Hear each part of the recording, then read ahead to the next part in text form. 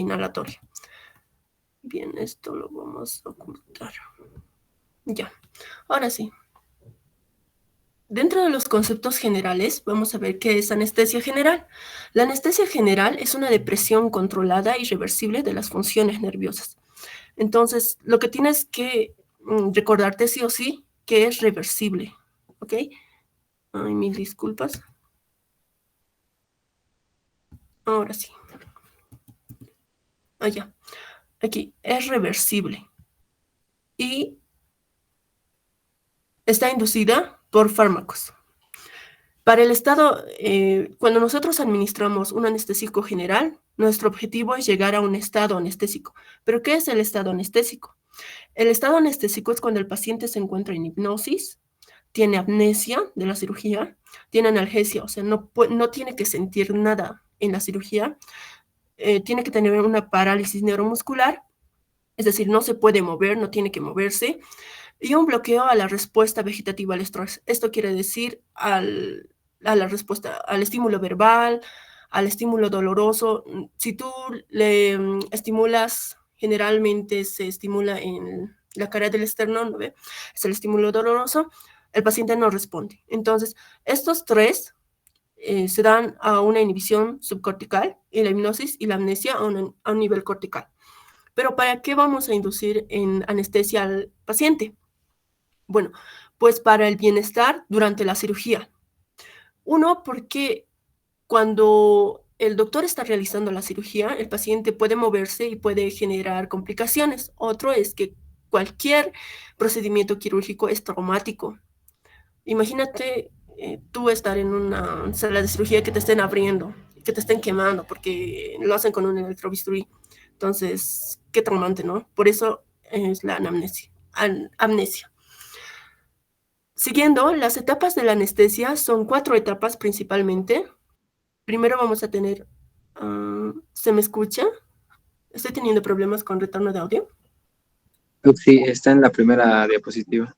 Ay, no se nota. Ya, vamos a salir de aquí. Bien. Ay, disculpen. ¿Así sí se nota? Sí, ahora sí. Ya.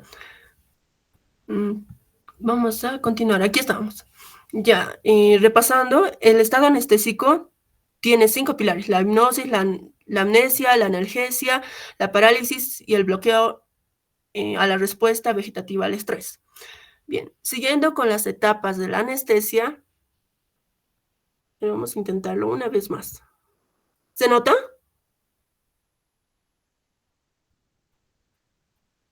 Pueden ver la diapositiva, estamos en etapas de anestesia. Sí se nota. Ya, muy bien, gracias.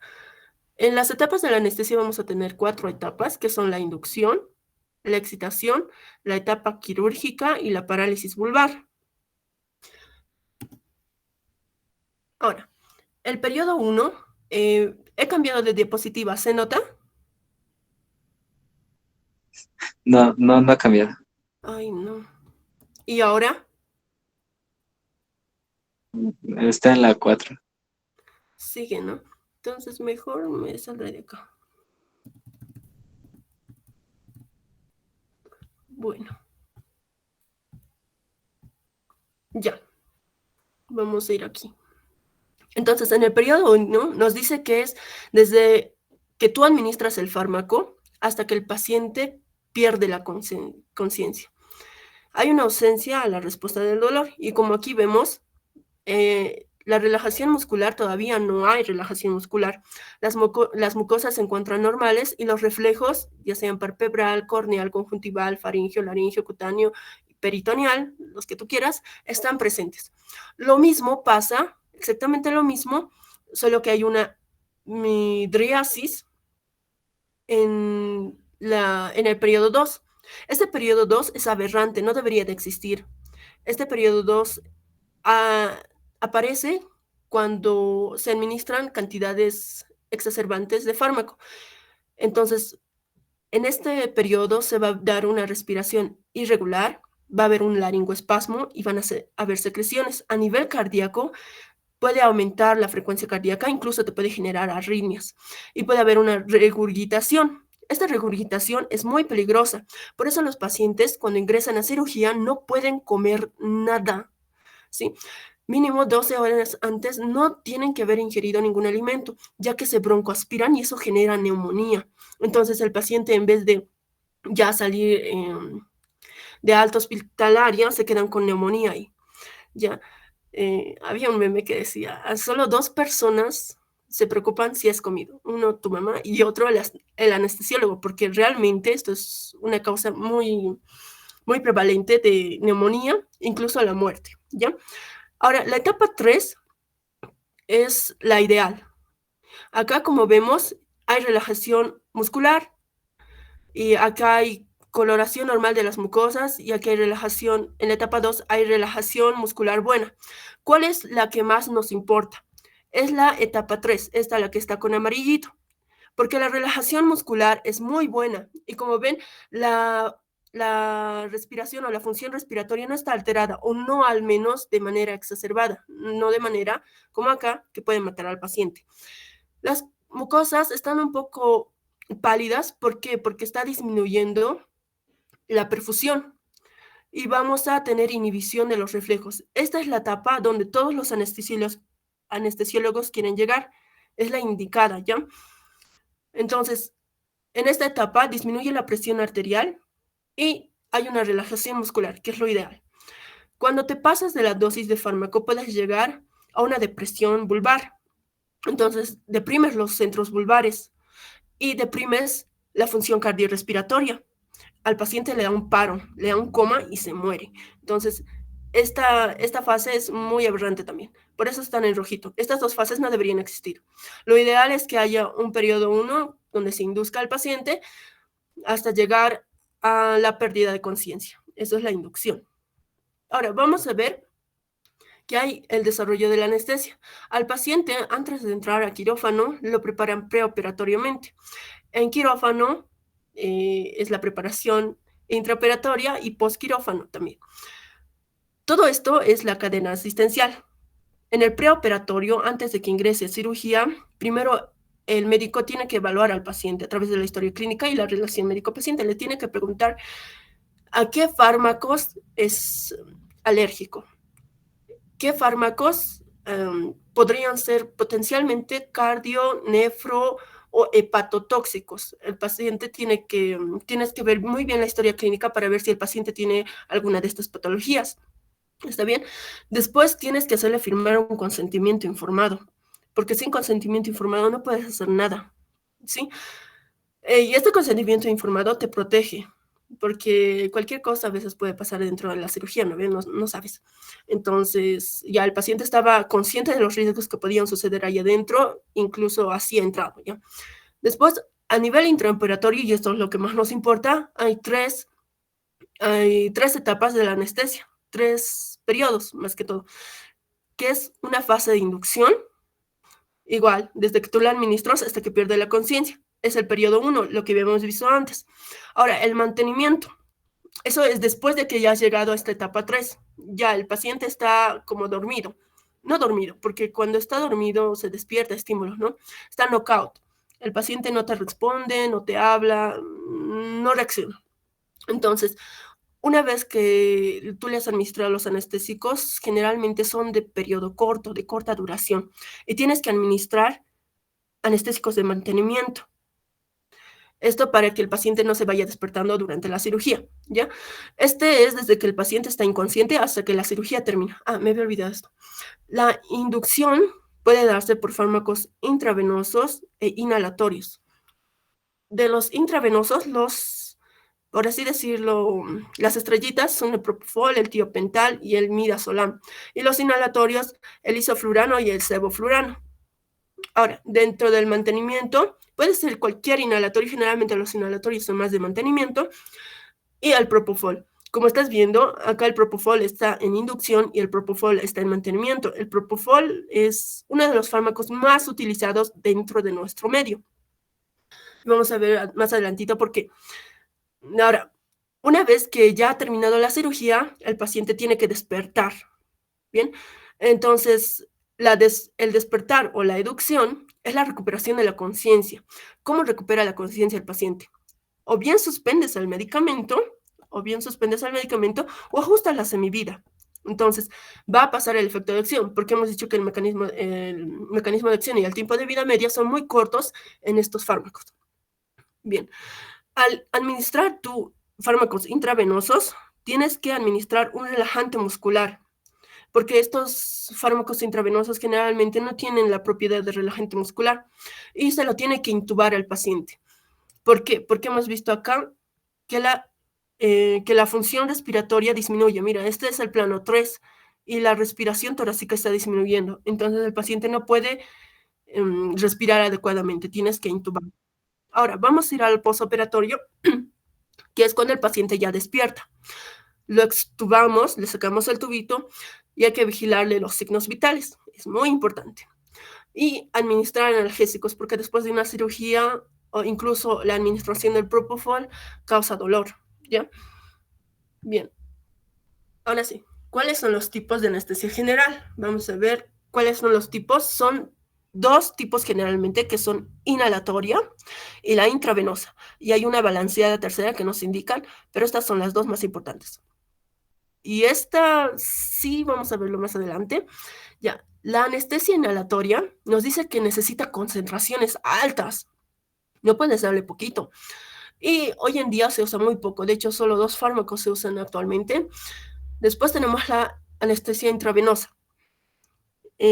Para administrar esto necesitas analgésicos, relajantes musculares y la intubación, ¿verdad? Lo estamos repitiendo.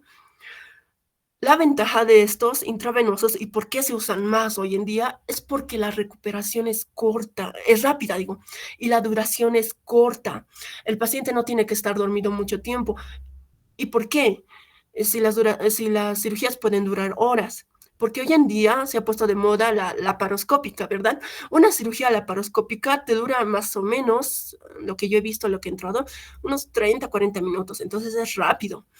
Entonces el paciente, check. Bien. Con un anestésico cuando administras un anestésico, siempre un analgésico. Eso no hay que olvidarse. Ahora, la anestesia balanceada, ¿qué nos dice? Esto es lo que se usa un poco más hoy en día, ya que nos dice que se administra anestésicos inhalatorios y anestésicos intravenosos. ¿Por qué? Porque administras menos dosis. O sea, si administras, qué sé yo, propofol y un isoflurano, administras menos de isoflurano, administras menos de propofol. Entonces, disminuyes las dosis y cuando disminuyes las dosis, menos reacciones adversas, ¿verdad? Entonces, esa es la ventaja de la anestesia balanceada. Ahora, ¿cuál es el mecanismo de acción de estos fármacos? La mayoría de los fármacos tienen casi el mismo mecanismo de acción. La mayoría de los fármacos inhalatorios comparten este mecanismo de acción, ¿ya? Entonces, vamos a hablar. Tenemos que recordar acá un poco de que existen canales, ¿ve? Existen receptores. Bien, estos son canales iónicos, los dos. Van a haber canales iónicos activados por voltaje. Vamos a ponerlo acá. Canales activados por voltaje, que nos indica que cuando la membrana se hiperpolariza, el canalcito se abre. Entonces le llega carga positiva, porque acá mira, le llega carga positiva y se abre. Y permite el ingreso de cationes. ¿Cuáles son esos cationes? Pues el calcio, el sodio y el potasio. Entonces, aquí se despolariza la membrana y se excita. Eso es lo normal. ¿Qué hace un anestésico? Inhibe el tiempo y la probabilidad de que estos canalcitos se abran. Entonces, deprime la respuesta y hiperpolariza. Ya no se despolariza, se hiperpolariza. Disminuye la respuesta. Entonces, estos son activadores, ¿verdad? Estos son activadores. ¿Qué nos dice? Que inhiben la neurotransmisión excitadora. Están inhibiendo esta neurotransmisión. En vez de estar positivo, se va a volver negativo. Ahora, en los activandos por ligando hay positivos, hay canales que son positivos y hay canales que son negativos. Estos canales positivos son acá. El nicotínico, cuando se activa por la acetilcolina, va a ingresar sodio. Y cuando ingresa sodio, se despolariza. aumenta la excitación neuronal, conduce señales. Lo mismo pasa con la 5-hidroxitriptamina, que es la serotonina, el tipo 3, no sé si, que se abre cuando la serotonina viene, ingresa sodio. Lo mismo pasa con los AMPA, que permiten la entrada de sodio y la entrada de potasio, el NMDA, la entrada de sodio y la entrada de calcio. Entonces, y despolarizan. Estos aumentan la excitación, pero los fármacos los van a inhibir, los están disminuyendo. Y también hay receptores que son hiperpolarizantes, o sea, que disminuyen la transmisión, que son la GLAVA y la glicina. Esto es pregunta de examen, incluso en fisiopatología. ¿Cuáles son los receptores que deprimen el sistema nervioso central, digamos? Entonces, son la GABA y la glicina, que al activarse van a meter cloro. Entonces, si metes cloro, metes cargas negativas, ¿verdad? Y estás hiperpolarizando la membrana, estás disminuyendo la transmisión. Entonces, ¿estos fármacos qué hacen? Disminuyen la excitación y aumentan la inhibición, potencian la neurotransmisión inhibitoria. Bien, eso es lo más general, eso es lo más importante. No hay donde perderse acá. Si tienen alguna duda sobre esto, no duden en activar sus micrófonos. Bien, vamos a entrar de lleno a la clasificación general. Los anestésicos se van a dividir en intravenosos e inhalatorios. Los intravenosos, vamos a tener a los barbitúricos y las benzodiazepinas, acá. Estos dos los vamos a profundizar con mayor amplitud en la clase de antiepilépticos. Pero, ¿qué nos dice? Que el barbitúrico más importante es el tiopental. Es el más utilizado de los barbitúricos, claro. Ahora, las aminas fosfatéticas, la propaminida y los agentes GABAérgicos van a estar las benzodiazepinas, pero dentro de las benzodiazepinas el más utilizado es el midazolam. Tenemos benzodiazepinas como el diazepam, el lorazepam, pero el más utilizado es el midazolam dentro de anestésicos, ¿ok? Y el etomidato, que igual es muy utilizado. Ahora, vamos a también tener el fentanilo, que no es tan utilizado. Los más importantes van a ser la ketamina y el propofol. No te olvides del propofol, la ketamina, el etomidato y el tiopental, que lo vamos a ver más adelante. Ahora, dentro de los anestésicos inhalatorios, vamos a tener acá a los gases y al dióxido nitroso, si no me equivoco, que este es el gas hilarante. Este es el primer anestésico inhalatorio que se ha creado, que se ha usado, que se ha demostrado que sí tenía agentes analgésicos, hipnóticos y amnésicos. Incluso, pero lo malo de esto es que el paciente puede comportarse de una manera aberrante. O sea, tú le estás haciendo la cirugía y el paciente se mueve, se pone locochón, ¿ya? Después vamos a tener el xenón y los líquidos volátiles. Bien, dentro de los líquidos volátiles tenemos los ésteres, que son el simple y los fluorados. El simple es el etildietileno, que ya no se usa, y los fluorados son el isoencebo y desflurano, todos acaban en flurano. Isoencebo y desflurano.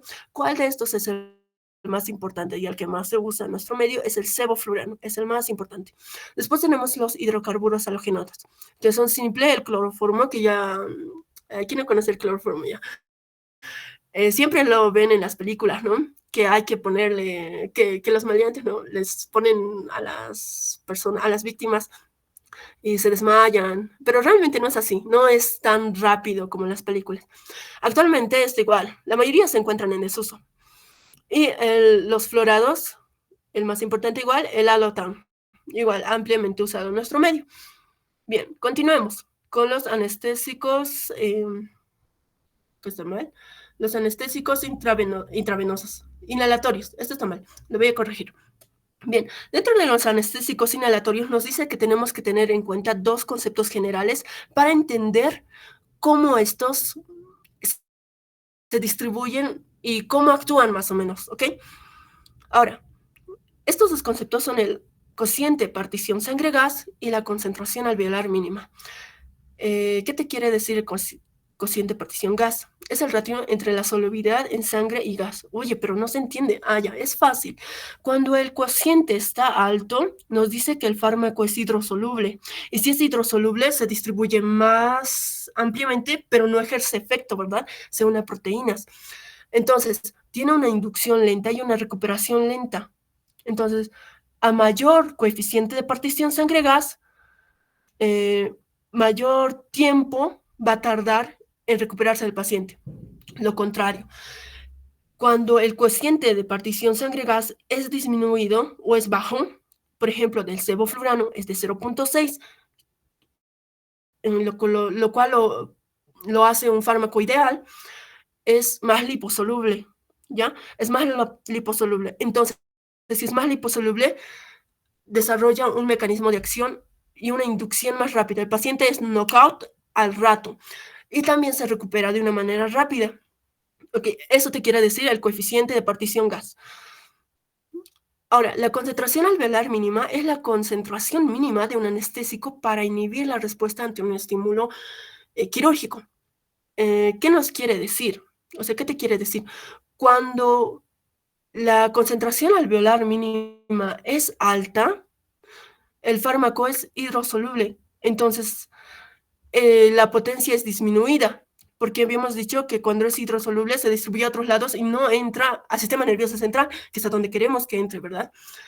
Entonces, eso es hidrosoluble y la potencia está disminuida. Nos dice que la concentración alveolar mínima es inversamente proporcional a la potencia. Entonces, esta es la potencia. Y la concentración alveolar mínima es elevada, la potencia es disminuida. Lo mismo pasa acá. Cuando la potencia es aumentada, la concentración alveolar mínima es disminuida. Acá tenía un dibujito. Vamos a intentar hacerlo. ¿Me indican si se ve, por favor? Para explicar de una manera más sencilla esto. ¿Se está viendo lo que estoy dibujando? No, Auxi. No se ve. No sé. Oh. Entonces, ¿qué hacemos?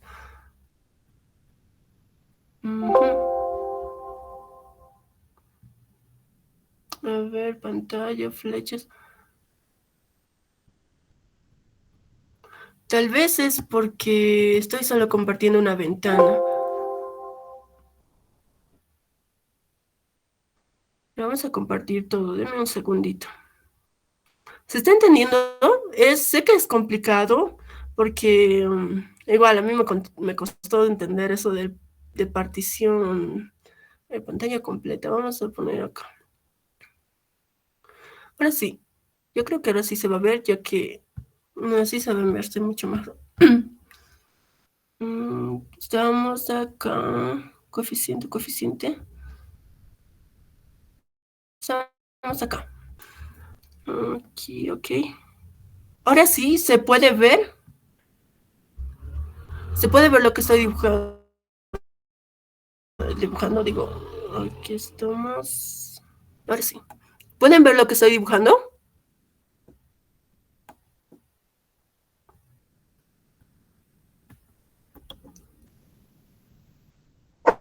Puede ver.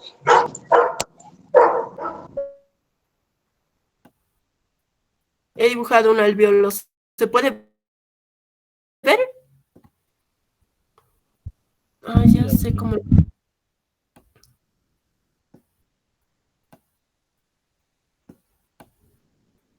Muy bien.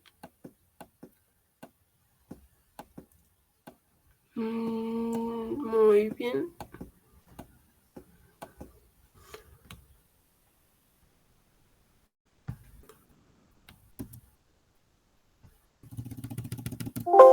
Ya. Ahora sí debe verse. Aquí está. Bien, este es un alveolo, miren. La concentración alveolar mínima te indica la cantidad de fármaco que se está quedando en el alveolo. Entonces, cuando la concentración alveolar mínima, por ejemplo, de este es 20%, el otro 80% entra a circulación sistémica y va a ir al sistema nervioso central y va a efectuar el mecanismo de acción. Entonces, si es poquito, como este 20%, es disminuido la concentración alveolar mínima. Por ende, el 80% está entrando, ¿verdad? Entonces, la potencia es alta. Por eso te quiero decir que es inversamente proporcional. A eso se refiere. En cambio, si la concentración alveolar mínima fuera este 80%, solo el 20% entraría. Entonces, la potencia sería mínima o sería baja. A eso se quiere referir la concentración alveolar mínima. ¿Se entiende hasta ahí? Creo que ese dibujito lo explica todo. Ya. ¿Cuáles son las características de un anestésico inhalatorio ideal? Bueno, el anestésico tiene que ser no inflamable, tiene que estar estable a la luz, líquido a temperatura ambiente, un metabolismo casi nulo, no tiene que ser tóxico, tiene que tener un bajo coeficiente de solubilidad, lo que habíamos dicho. A ver, acá está. Coeficiente bajo de solubilidad. Porque a menor coeficiente, más liposoluble y mayor mecanismo de acción, inducción más rápida. Es más genial si el coeficiente es menor. Entonces tiene que tener, acá estamos, bajo el coeficiente. Inducción y aducción rápidas, que se da por el coeficiente. La elevada potencia y baja concentración mínima alveolar. No tiene que irritar las vías respiratorias, tiene que tener un olor agradable, tiene que mantener hemodinámicamente al paciente y tiene que tener un bajo coste. Ahora, vamos de lleno a los fármacos. ¿Cuáles son esos fármacos? Los más ideales que estábamos viendo ahorita son el alotano y el sevoflurano, ampliamente usados en nuestro medio. Estos cumplen con todas las características que ya habíamos dicho anteriormente. Por eso son los más ideales. Ahora, el alotano es no inflamable, es volátil y tiene un olor dulce. Generalmente a éter le dice. Si alguien tiene despintador de uñas, a eso huele el éter, ¿ok? Se puede administrar por vía intravenosa, intramuscular. Esto está mal. Esto está mal, esto está mal. Es inhalatorio. ¿Qué pasó aquí? Ya. Acá puede pasar barrera hematoencefálica, se metaboliza por oxidación y conjugación, por eso es hepatotóxico, ¿ok? El alotano, perlita aquí, es uno de los anestésicos, por no decir el anestésico más hepatotóxico de este acápite, ¿ok? Es el más hepatotóxico. Bien, a nivel cardiovascular, puede generar hipotensión y puede generar arritmias, porque sensibiliza frente a la epinefrina. Entonces, la epinefrina, ¿qué es? Un simpático mimético, ¿verdad? Aumenta el inotropismo, el dromo y el cronotropismo cardíaco. Por eso puede dar arritmias. También broncodilata y es un depresor del sistema nervioso central. ¿Cuáles son las indicaciones de este fármaco? Bueno, es el mantenimiento de la anestesia. Habíamos dicho que pueden ser inductores, pueden ser de mantenimiento. Entonces, uno de los principales de mantenimiento es el alotano. Bien, en anestesia general. También puede utilizarse, y ojo, perlita también, en anestesia pediátrica. En anestesia pediátrica. Otro, por así decirlo, efecto del alotano es que inhibe la actividad uterina. Entonces, se lo puede utilizar, a veces se lo utiliza en pacientes que están teniendo un parto prematuro. Inhibe la contracción, retarda lo que es la labor de parto y el bebé puede madurar un poco más. Bien, el sevoflurano tiene un bajo coeficiente sangre-gas, entonces este es el más ideal. Este es el más ideal. Es uno de los mejores anestésicos, por no decir el mejor. Tiene una rápida recuperación, tiene igual las características de olor agradable, no es inflamable, se administra por vía inhalatoria, pasa a la barrera hematoencefálica igual, se metaboliza por hígado y se elimina por vía renal. Lo malo es que al metabolizarse genera un compuesto que es el compuesto A y este se acumula en el riñón. Entonces, este es el más nefrotóxico. Perlita, otra vez, es el más nefrotóxico. A nivel cardiovascular casi no genera complicaciones, está todo tranqui, todo easy. A nivel respiratorio genera broncodilatación, y su indicación principal es de inducción y es de primera línea en la inducción. Es el fármaco de primera línea en inducción. Bien.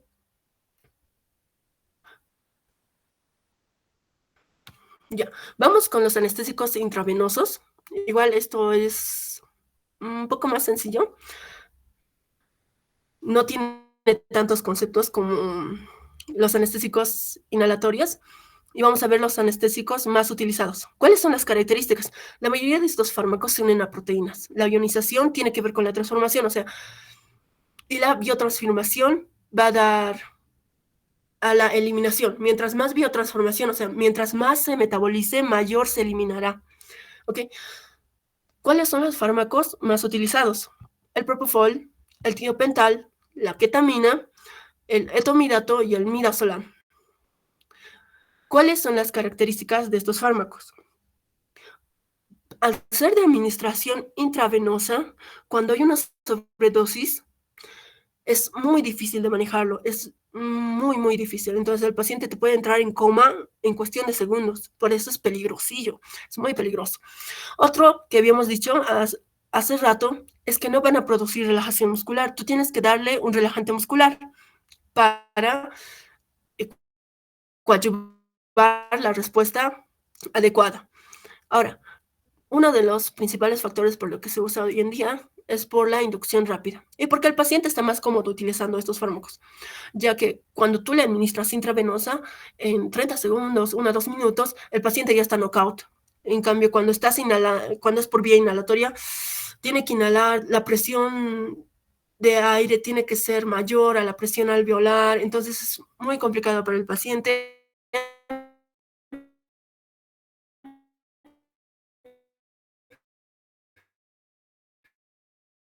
administrar anestésicos intravenosos. El paciente tiene que perder la conciencia, no tiene que tener respuesta verbal y tiene que tener la ausencia de respuesta a estímulos dolorosos. ¿Ok? Esos son los objetivos que buscamos con la anestesia intravenosa, generalmente. Vámonos de lleno con los anestésicos intravenosos. El propofol. El propofol tiene una rápida inducción y una corta duración. También se puede utilizar como anticonvulsivante y tiene una propiedad antioxidante.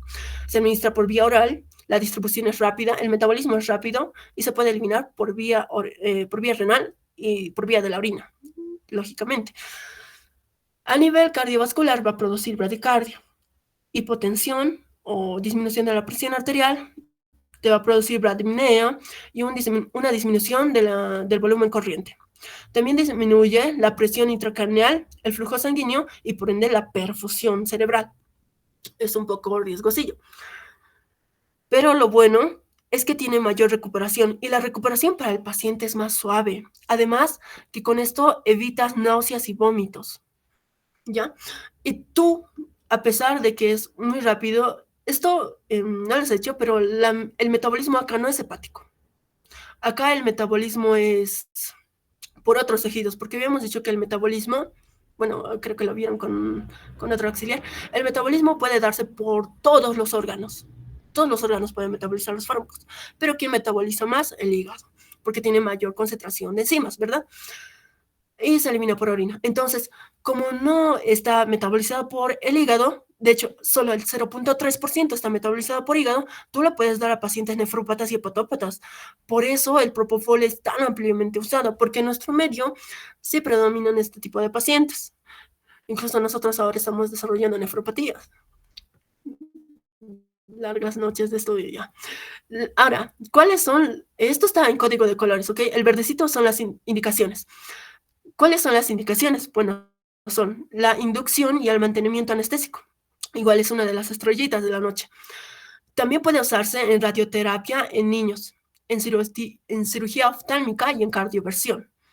Ahora, ¿cuáles son las reacciones adversas? Bueno, habíamos dicho que la mayor reacción adversa que tiene el propofol es dolor al inyectar. Entonces, cuando el paciente sale del trance de anestesia, cuando ya va a cuidado postoperatorio, le duele el lugar donde le han inyectado. Entonces, ¿qué hacen los médicos? Le administran lidocaína, que es un anestésico local, y disminuyen la sensibilidad al pinchazo que le han dado. También puede generarte bradicardia y en el peor de los casos, anafilaxia, ¿ok? Ese es el propofol, la estrellita de la noche. Ampliamente usado. Ahí donde nos metimos. Acá estamos.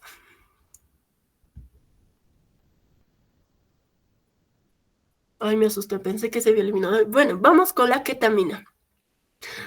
Habíamos dicho que el NMDA es un receptor que aumenta o abre los canales y deja entrar calcio y sodio, ¿verdad? Entonces estimula. Bueno, este es un inhibidor de NMDA. La ketamina inhibe el NMDA, entonces disminuye la neurotransmisión, pero además de eso causa amnesia, que es lo ideal en un procedimiento quirúrgico. Bien, te causa amnesia. Entonces, ¿en qué pacientitos usarás para que no recuerden nada de nada? Pues en pacientes pediátricos. La ketamina es indicación de pacientes pediátricos. Oye, pero Jenny, hemos visto que radioterapia en niños. Pero esto no es en cirugías, es cuando le das radioterapia, ¿ya? Es en pacientes pediátricos. Y también, ¿qué habíamos dicho? El alotano, ¿verdad? Ok, pero entre el alotano y la ketamina es mejor para pacientes pediátricos. Mejor. Vamos a ver que se administra por vía oral, rectal, cosa que los otros anestésicos no hacen. Y también se puede administrar por vía intramuscular y intravenosa, ¿ya? Estas vías de administración, la ketamina es casi de las únicas que la tiene. Pasa barrera hematoencefálica, se puede metabolizar, esta vez sí por hígado, por oxidación y conjugación, y por ende se elimina por vía renal. A nivel cardiovascular te va a causar taquicardia, aumenta, te va a causar hipertensión arterial, pero también es un broncodilatador y puede causar cialorrea. Aumenta el consumo de oxígeno y el tono muscular.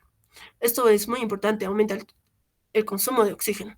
Y la mayoría de los fármacos que vamos a ver adelantito lo hacen. Bien, ¿cuál es la principal indicación de este fármaco? Bueno, es la inducción. Actualmente se lo está viendo como antidepresivo. Se están haciendo estudios para ver si es antidepresivo. Ojalá que sí, no, mentira. Y se administra a pacientes con riesgo de hipotensión y asma. Pacientes con riesgo de hipotensión y asma que necesitan entrar a cirugía y pediátricos, dales ketamina, ¿verdad? Las reacciones adversas son las alucinaciones, la cialorrea y el lagrimeo. Entonces, te produce taquicardia, hipertensión arterial, no le das a pacientes hipertensos. Si causa amnesia disociativa, no le darás a pacientes psicóticos, ¿verdad? Y acá falta algo, que aumenta la presión intraocular este fármaco. Entonces, en pacientes con glaucoma está contraindicado. Como es igual en hipertensión, en pacientitas con eclampsia no se debe dar este fármaco, ¿ok? Esas son las contraindicaciones. Bien, vámonos con lo siguiente.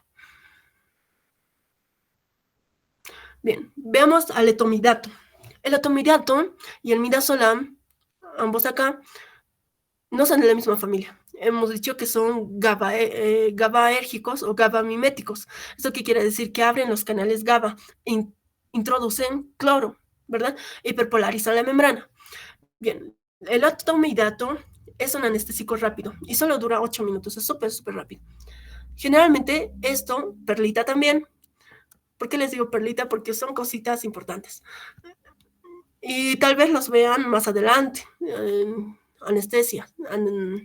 Sí, anestesia. Anestesia. Ya, bien. Comprometimos hemodinámicamente. Por ejemplo, pacientes con hipotensión. Este es el de primera elección por hipotensión y infarto agudo de miocardio. Pero vamos a ver más adelante igual que hay uno que es riesgo cardiovascular, pero este es infarto agudo de miocardio. ¿Por qué? Porque habíamos visto que los efectos acá de los otros fármacos son taquicardia, y por eso se da en hipertensión. Taquicardia, acá te causa bradicardia, pero el etomidato casi no tiene efectos en lo que es el corazón. A nivel respiratorio solo te puede causar laringoespasmo, y como habíamos dicho, la mayoría te causa un aumento del consumo del oxígeno, ¿ya? Entonces, como la, la presión está normal, la contracción, el inotropismo, ¿qué nos altera? O sea, ¿qué no puedes hacer en un infarto agudo de miocardio? No puedes hacer que el paciente se taquicardice, no puedes aumentar la frecuencia cardíaca, porque al aumentar la frecuencia cardíaca, estás disminuyendo la diástole.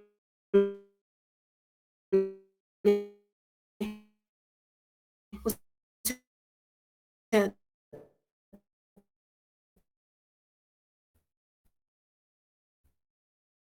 late más rápido el corazón, disminuyes diástole y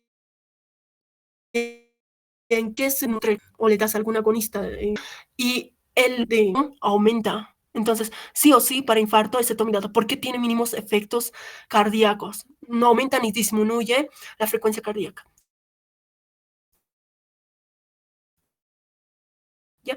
Es la inducción. La mayoría de estos fármacos son de inducción, pero tienen más reacciones adversas a nivel respiratorio, porque te va a causar tos, un laringoespasmo, puede causarte náuseas, puedes vomitar, puede causarte un enrojecimiento cutáneo y lo más peligroso, puede causarte insuficiencia suprarrenal, porque inhibe la síntesis de cortisol. Entonces, esto es peligroso, ¿ok? Esto es lo más peligroso. Por eso está en mayúscula. Ahora, vamos al midazolam. El midazolam es una benzodiazepina. Igual es GABA-mimético. Ahora, es una benzodiazepina de corta duración. Las benzodiazepinas se clasifican por su duración, pero ¿por qué no estamos hablando de benzodiazepinas aquí? Porque lo vamos a ver igual en la próxima clase de anticonvulsivantes, donde se abarcan a mayor rasgo las benzodiazepinas. Ahora, este sí es relajante muscular. Y este, ¿por qué tiene una carita fea acá? ¿Por qué tiene una carita fea acá? Porque este no se administra para inductor o mantenimiento. Este es como un anestésico de apoyo, ¿ok? No puedes darle para dormir al paciente este fármaco. Entonces se utiliza para preanestesia porque tiene un carácter amnésico. Se utiliza, como ya habíamos dicho, como anticonvulsivo y es un relajante muscular. Entonces, para propofol, que necesita un relajante muscular, entonces le puedes dar midazolam, ¿verdad? A nivel cardíaco te puede producir bradicardia y disminuye la presión arterial. Y a nivel cardiorrespiratorio produce bradomea y reduce el volumen corriente. El mayor efecto adverso que se produce es la tromboflebitis, pero no en el midazolam, sino en otras benzodiazepinas como el diazepam y el lorazepam, que también son utilizados, pero el más importante es el midazolam, ¿ok? Midazolam, benzodiazepina. Bien, vámonos con los barbitúricos. El más representante es el tiopental o tiopental de sodio. Este es igual un GABA mimético, pero a diferencia de del midazolam, que es una benzodiazepina, ¿cuáles son los más potentes? Los barbitúricos. Los barbitúricos son más potentes GABA miméticos, ¿ya? Entonces el tiopental es mucho más potente. Además, es un inductor CYP 450, es un inductor enzimático. Si tú lo administras con otro fármaco,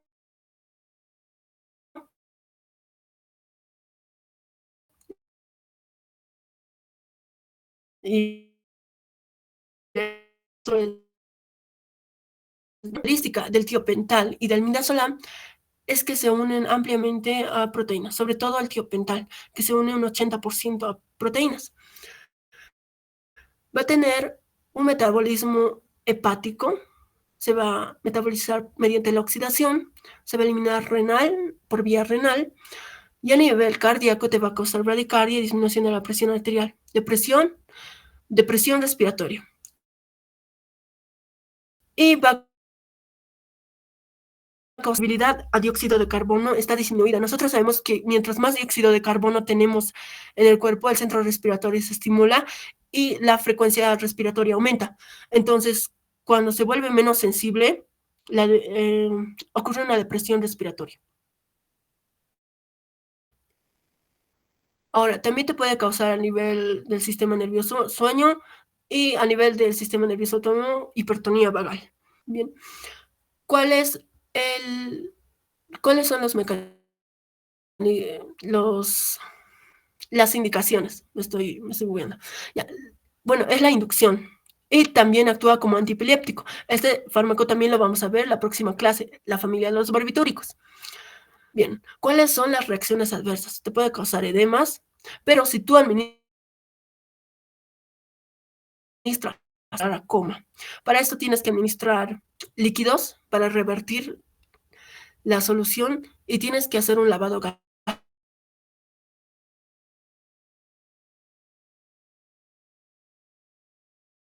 gástrico urgente. Si te causa bradicardia y disminuye la presión arterial, no le vas a dar en pacientes con colapso circulatorio. Tampoco en porfirias, y como se elimina y se oxida y se elimina por vía renal, tampoco en hepatopatas ni en nefrópatas. Y tampoco se puede dar en pacientes que tengan parto o que estén periparto. Bien. Por último, para terminar esto, vamos a ver la dexmetomidina, que igual produce una sedación a corto plazo, pero a diferencia de los ya antes mencionados, este es un agonista alfa 2, ¿ya? Entonces, ¿qué te va a producir? Esto igual está mal. Te va a producir taquicardia. Es un antagonista, disculpen. Es un antagonista. Entonces te va a producir taquicardia y disminución de la presión arterial. También te puede producir náuseas. Bien, creo que tenía que corregir algo acá. Eso lo voy a corregir y ya estaría. Con eso hemos terminado la clase, estos fármacos, en activar su micrófono o usar el chat. Bien. Bien. Para terminar y culminar esta clase, quisiera que... Tengo entendido que muchos de ustedes están adelantados en temas, otros están retrasados. Entonces, para nivelarlos, quisiera que me digan quiénes van a avanzar este jueves anticonvulsivantes. ¿Pueden levantar su manito, por favor? Porque anticonvulsivantes es una clase muy importante. Entonces, sí o sí tenemos que verlo. Nadie va a llevar anticonvulsivantes. Entonces, para la próxima semana estaría haciendo, ¿no? Esta semana, ¿qué temas llevan? Auxi, mi grupo va a llevar anestésicos locales el día martes. Entonces, el día jueves estarían con anticonvulsivantes, ¿verdad? Sí. Ah, ya. Entonces, la vamos a realizar de igual forma. Y ese mismo día vamos a dar, porque solo tengo que dar 2 exámenes, entonces como me ha tocado tres temas, ese mismo día vamos a dar juntado lo de anestésicos generales y anticonvulsivantes. Eso sería todo, muchachos y señoritas. Pueden retirarse. Les deseo